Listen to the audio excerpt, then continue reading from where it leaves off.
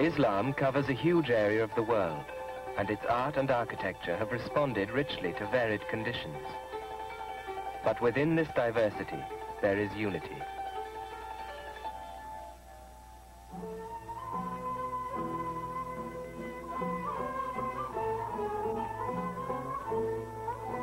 God is beautiful, and he loves beauty.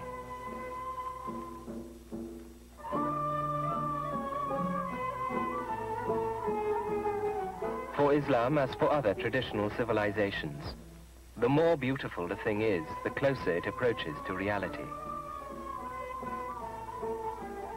The forms of this beauty are usually geometric and abstract, but they are not without meaning. For Muslims, they are more meaningful than the forms of the physical world, for they deal with the most real of all worlds, that of the spirit. Islamic patterns make up a precise and subtle language. Every shape has an established meaning.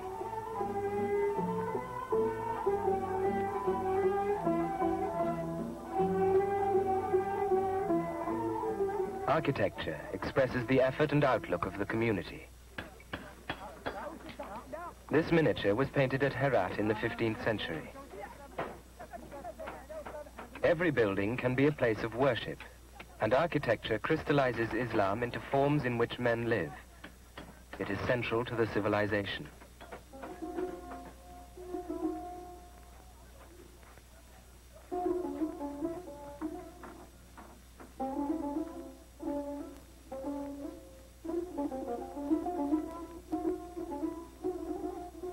Painting has a comparatively minor role. Naturalistic representation is not favored in Islam, and painting is not a popular or public form of art. Its achievements, and in the case of Mughal India and Iran, they are great, are almost entirely confined to illustrations in manuscripts.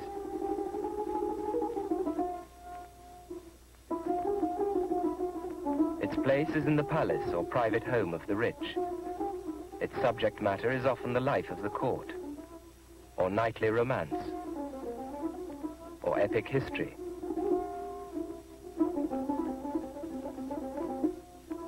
These scenes, too, often conceal a religious symbolism.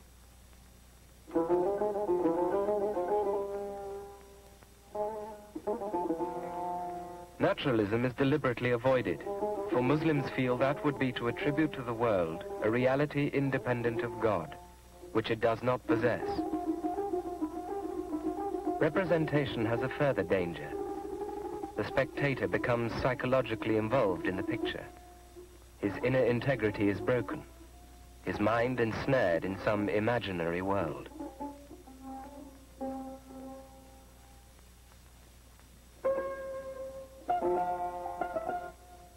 Islam prefers an abstract art, which reflects the open spaces of the spirit. It corresponds to a contemplative state, rather than to an idea.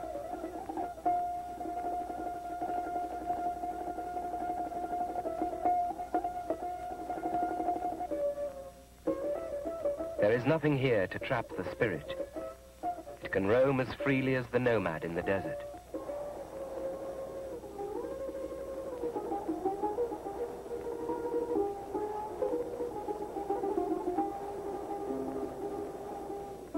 Abstract decoration in Islam has two modes.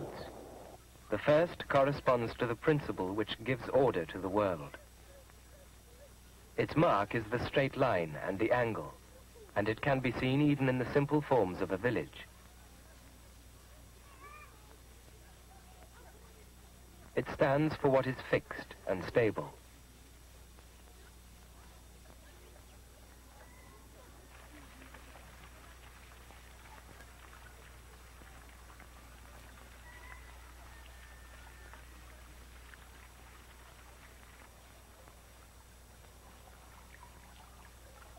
The forms of this type of decoration are geometric and recall the structure of crystals and of snowflakes and ice.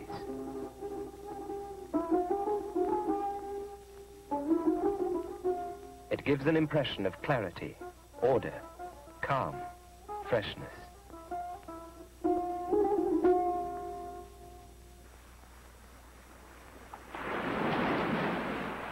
rhythmic, flowing movements of waves and wind, and of plant forms, are the basis of the other type of decoration.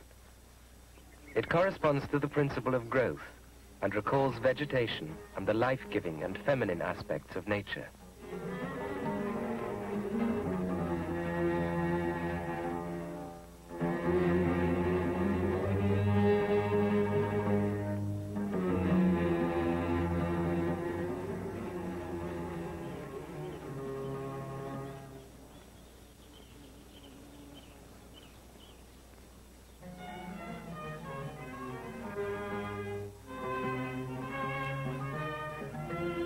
These two modes of decoration are most often used in combination.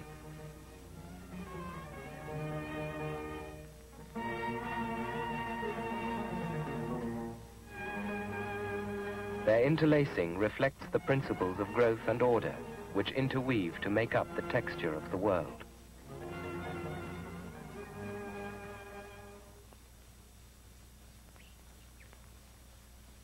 Both principles have a place. They are complementary to one another. Growth does not overwhelm order, and order does not deny growth.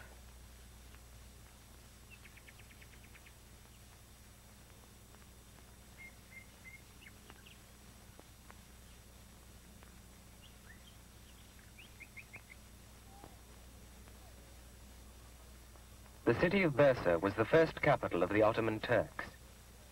It is the burial place of one of the early sultans. His tomb is a masterpiece of calligraphy. This is the third element in Islamic schemes of ornamentation, and the decisive one. The noblest of the visual arts in the world of Islam is calligraphy.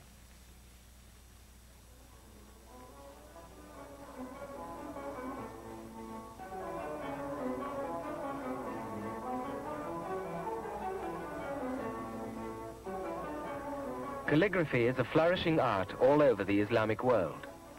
Even in Turkey, where Arabic script was abandoned in the interests of secularization, the tradition is being maintained. The Turks have for long been recognized as amongst the finest calligraphers.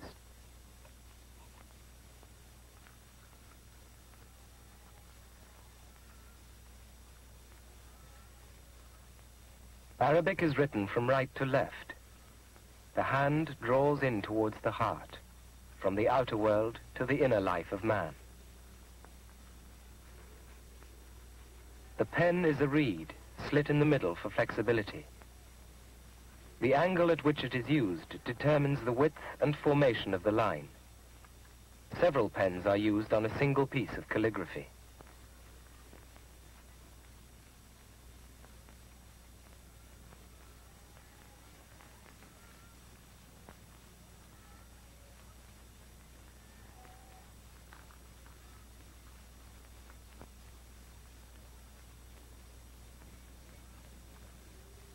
There are 8 or 9 major styles of calligraphy, each with its own carefully observed rules.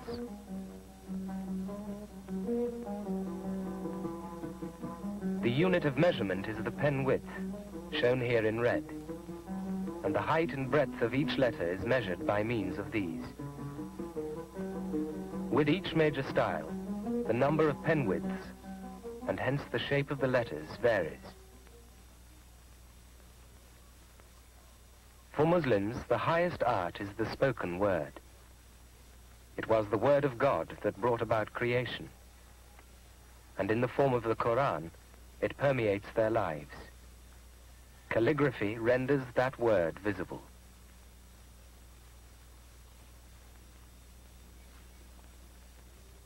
Each style has its own beauty, ranging from the hieratic geometry of Kufic to the supple grace of Naqshri.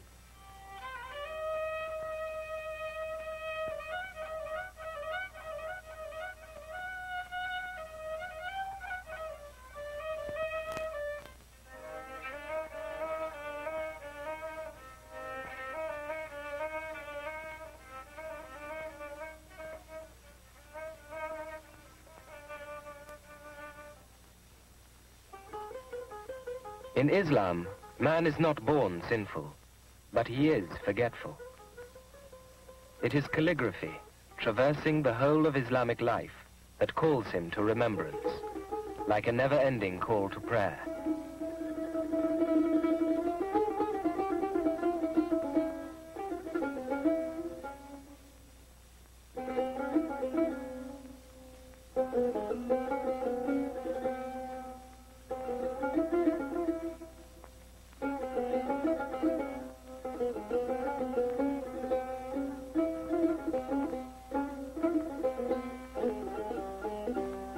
Permanent, silent invocations protect and beautify the buildings and bless those who enter them.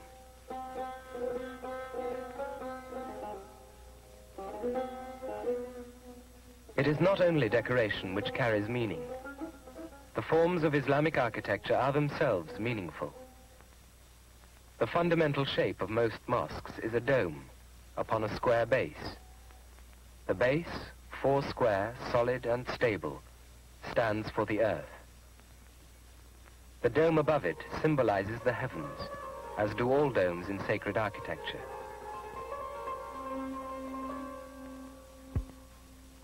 The transition from the circle of the dome to the square base is always clearly articulated. From it has developed a unique form of decoration which is found everywhere in the Islamic world. Muqarranas, or stalactites. These are a series of small arches which make the transition in stages, rather as if from a central principle, a gradual descent into material form is taking place.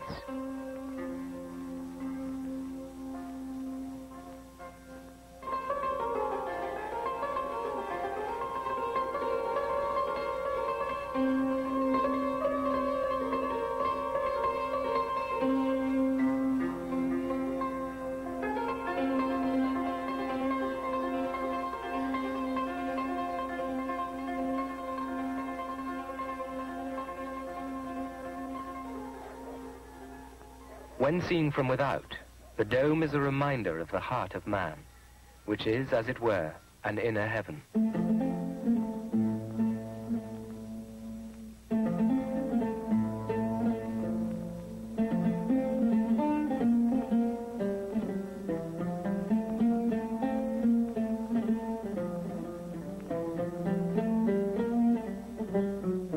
O my heart, if you wish to arrive at the beginning of understanding, walk carefully. To each atom there is a different door, and for each atom there is a different way, which leads to the mysterious being of whom I speak.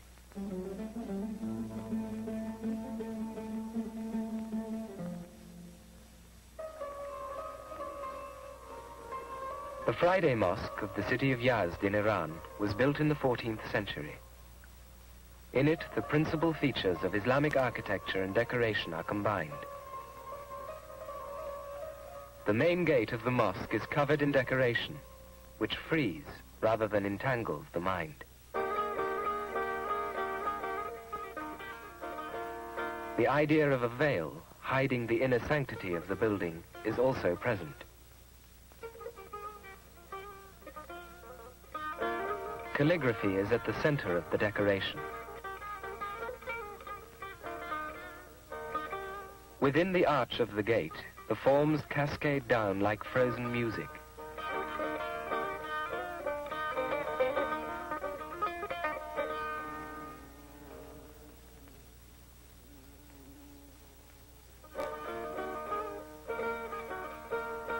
Decoration based on geometry and the flowing rhythms of the natural world, with echoes of flowers and plant forms, covers the walls.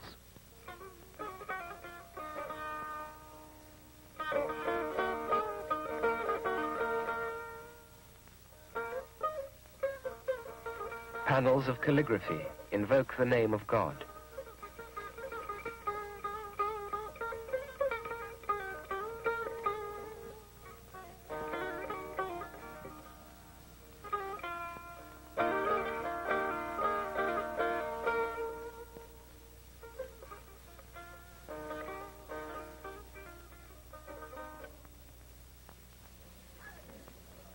Beyond the gate the mosque is calm and impersonal.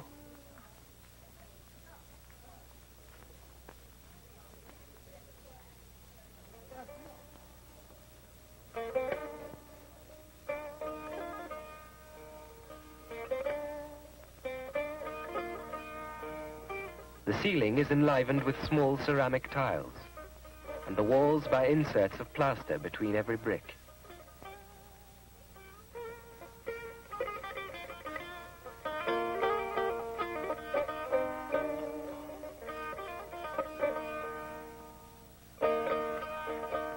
Around the prayer niche, which marks the direction of Mecca, calligraphy is worked into remarkable patterns.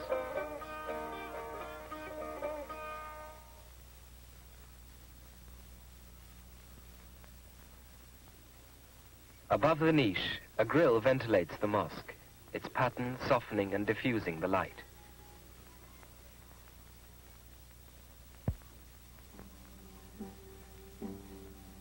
The dome covering the prayer hall shines with stars, like the heavens that it symbolizes.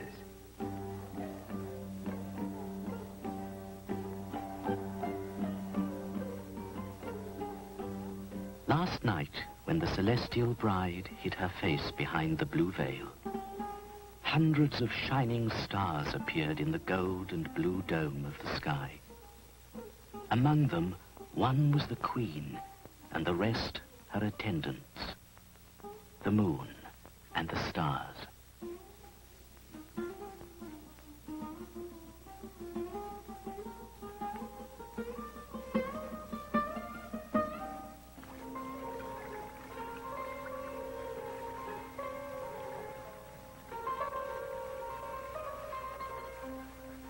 Islamic civilization accepted much from the varied cultures it absorbed. These buildings are in Isfahan, which was the capital of the Safavid rulers of Iran during the 17th century. They are at once characteristically Persian and completely Islamic. In this way, there is in Islamic art unity, and at the same time great variety.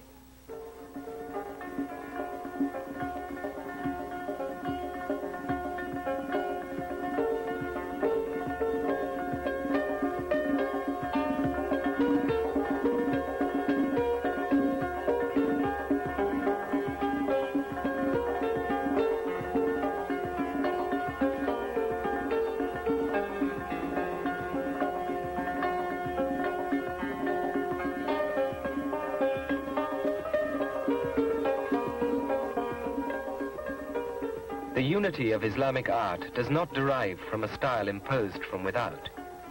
It is a unity of spirit. Islamic art has its own very distinct aesthetic, a cool, impersonal beauty, lucidity, calm repose. There is no drama or tension in these buildings. It is as if the beyond is here and now. Yet there is also a poignant sense of the fragility of the world, of a beauty so perfect that it seems to hover on the edge of dissolution.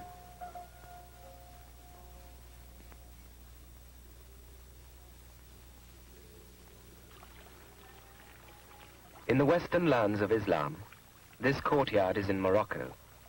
Islamic architecture is at its purest. A perfect calm, an oasis of freshness, a world of limpid and lucid beauty.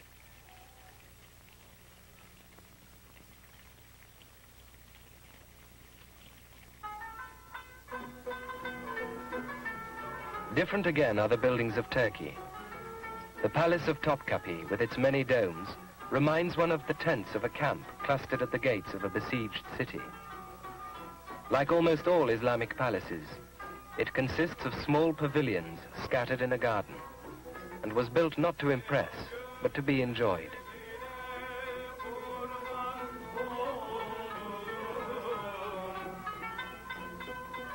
Within the pavilions, there is a restrained and noble severity often found in Islamic art.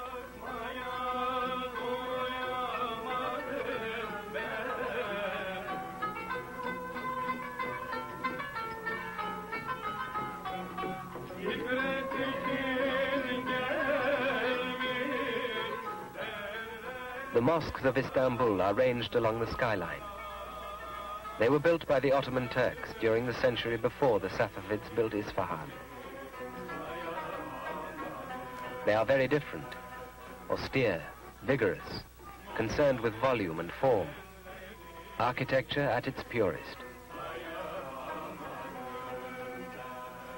They too express the spirit of Islam, stability and repose in the domes, and vigilance in the minarets, submission and active witness. The great mosque at Edirne, near the Bulgarian border, was built by the architect Sinan in 1529. Its wonderfully pure lines have rarely been equaled. The huge dome rests lightly and effortlessly on the square walls below. Its daring engineering producing a perfect symbol of the marriage of heaven and earth.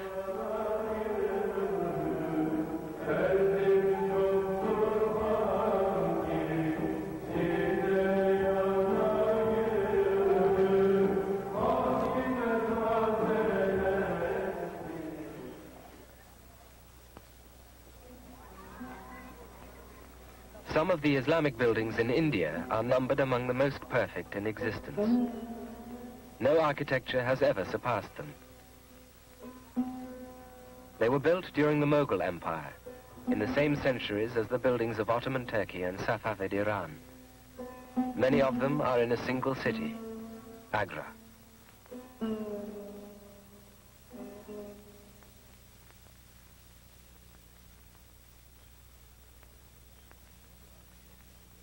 Mughal architecture has the delicacy and lucidity of Persian art, to which it owes much, and at the same time, the noble severity of Ottoman buildings.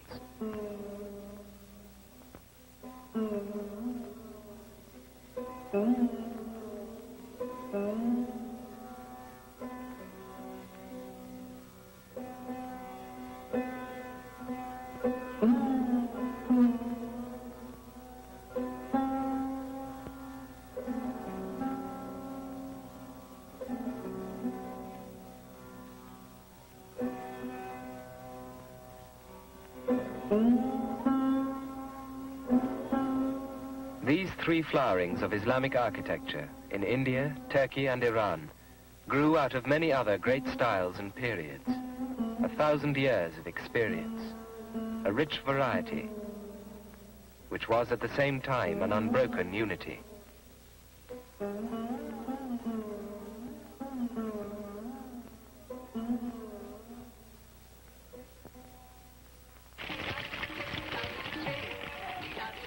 Architecture was the setting for a way of life which encompassed many other arts.